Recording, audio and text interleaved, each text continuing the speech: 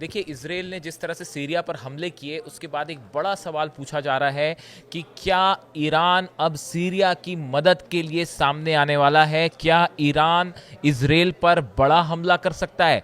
ये सवाल बहुत सारे डिफेंस एक्सपर्ट्स जो हैं उनके बीच में ये चर्चा का मुद्दा बना हुआ है और ये माना जा रहा है कि अगर सीरिया पर इजराइल के हमले जारी रहते हैं तो ईरान की तरफ से इसका मुंह तोड़ जवाब दिया जा सकता है इजराइल को। देखिए, इसके पीछे की वजह क्या बताई जा रही है, क्यों इस तरह का अनुमान लगाया जा रहा है।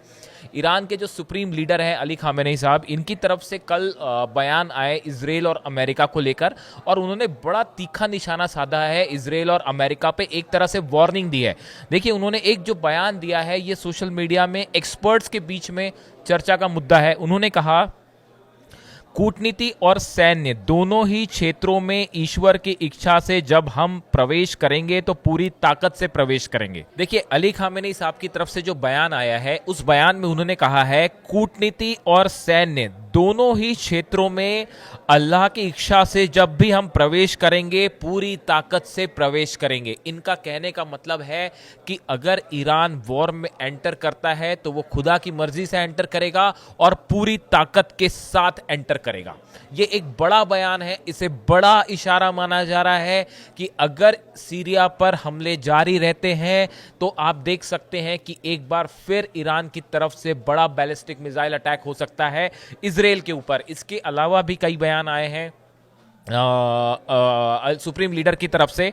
उन्होंने ये कहा है कि it is ready to respond to any renewed military attack and that could deliver an even bigger blow to its adversaries that what it gave during the 12-day war with Israel। इन्होंने कहा है कि 12 दिन के युद्ध के दौरान Israel पर जिस तरह से ईरान ने हमला किया और जिस तरह का करारा जवाब ईरान ने दिया है, इस बार उससे भी बड़ा हमला होगा। अब ये बात सीधा अली खामेनेई साहब की तरफ से की गई है, जो कि एक बड़ी वार्निंग मानी जा रही है इजराइल को लेकर। आगे वो कहते हैं, the fact that our nation is ready to face the power of United States and its dog on a leash the Zionist regime Israel is a very प्रेजवर्दी।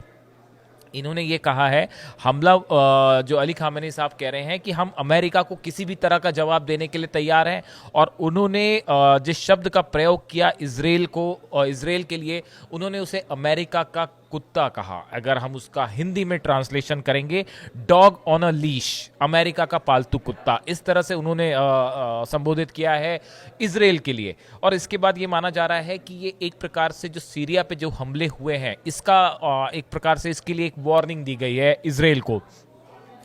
उन्होंने ये भी कहा कि हम इजराइल की जो योजना थी वो ईरान में कुछ खास हस्तियों और संवेदनशील केंद्रों को निशाना बनाकर ईरान को कमज़ोर करना था और इस कदम का मकसद अशांति भड़काना और व्यवस्था को उखाड़ फेंकना और लोगों को सड़कों पर लाना था, लेकिन इसमें इजराइल फेल हो गया। ये अली खामेनेई साहब कह रहे हैं कि जो इजराइल का मकसद था वो हमने फेल कर दिया है। अब देखिए, इस पूरे घटनाक्रम के बीच में एक बयान जो है वो ईरान के विदेश मंत्री जो हैं अब्बास अराक्ची साहब, इनकी तरफ से भी आया है कि ईरान सीरिया की संप्रभुता और क्षेत्रीय अखंडता का समर्थन करता है और हमेशा सीरियाई लोगों के साथ खड़ा रहेगा। उन्होंने ये भी कहा, दुर्भाग्य से यह सब पहले से ही अनुमान लगाने योग्य था अगली राजधानी कौन सी है। उन्होंने कहा कि ये पहले से इजराइल की मंशा थी कि वो दमिश्क पर हमला करे और पहले से ही इसकी योजना बना रखी थी। देखिए, एक सवाल ये बार बार पूछा जा रहा है, आखिर सीरिया पर हमला इजराइल ने क्यों किया? एक तो जिस तरह की खबरें हैं वहाँ पे कि ड्रूज कम्युनिटी है उसको बचाने के लिए इजराइल ने हमला किया, इस तरह की बातें हैं। लेकिन जो एक्सपर्ट्स मान के चल रहे हैं कि नेतन्याहू को ये डर सता रहा है कि अगर सीरिया मजबूत होता है, अगर सीरिया की आर्मी मजबूत होती है तो ये इजराइल के लिए एक बड़ी चुनौती बन सकता है आने वाले वक्त में, खासकर तब जब हिजबुल्ला जो है वो सीरिया की ज़मीन पर और मजबूत हो सकता है, वहाँ पे अपने जो लड़ाकों के साथ एक बड़ा चैलेंज बन सकता है। अगर हिजबुल्ला फिर से मजबूत होता है तो ये भी इजराइल के लिए एक बड़ी चुनौती होगी।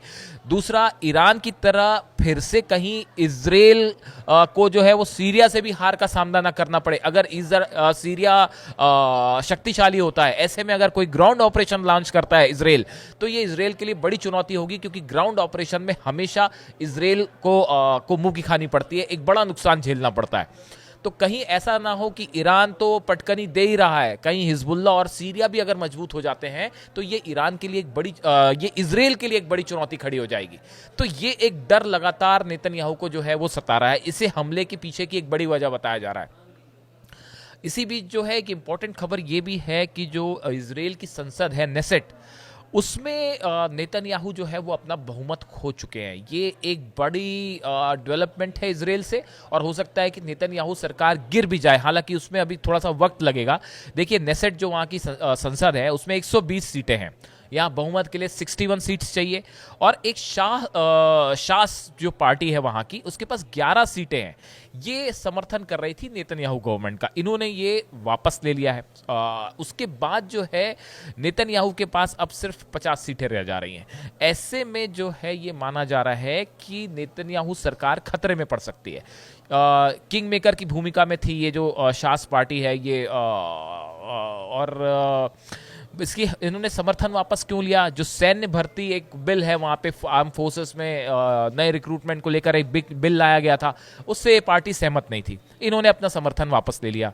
इससे पहले जुलाई में एक यहूदी पार्टी यूनाइटेड टोरा जुडाइज्म भी थी, उसने भी अपना समर्थन वापस लिया था। ऐसे में ये दो बड़े झटके लगे हैं जो नेतन्याहू के पास अब बहुमत नहीं है। हालांकि इसमें देखिए अभी वक्त है कुछ, वहाँ की सेनेट अभी गर्मी की छुट्टियों पे चली जाएगी, उसके बाद मतलब 3 महीने का वक्त मिलेगा। उसमें अगर अपनी बचाने की पार्टी को बचाने की कुछ कोशिश करते हैं नेतन्याहू और कामयाब हो जाते हैं तो ठीक है, अदरवाइज उनके लिए बड़ी चुनौती होगी वहाँ सरकार बचाना। इन पूरे हालात में सीरिया पर हमला, एक्सपर्ट्स ये बताते हैं कि ये एक प्रकार का डर है इजराइल के मन में कि कहीं ईरान, सीरिया, हिजबुल्ला और गजा में जिस तरह से फिलिस्तीनी संगठन है, ये अगर एकजुट होते हैं या मजबूत होते हैं तो ये इजराइल के लिए चुनौती बन सकते हैं। यही एक डर है जिसकी वजह से सीरिया पर हमले हुए हैं। और अब एक बड़ा, जिस तरह से अली खामेनी साहब का बयान आया है उसके बाद बड़ा सवाल यह है कि क्या ईरान बदला लेने के लिए इजराइल पर हमला कर सकता है? एक तरफ से हूती हमला कर रहे हैं, और अगर ईरान भी हमला करता है तो ये मुश्किल वाला होगा इजराइल के लिए। जो भी अपडेट होगा हम आप तक पहुंचाएंगे।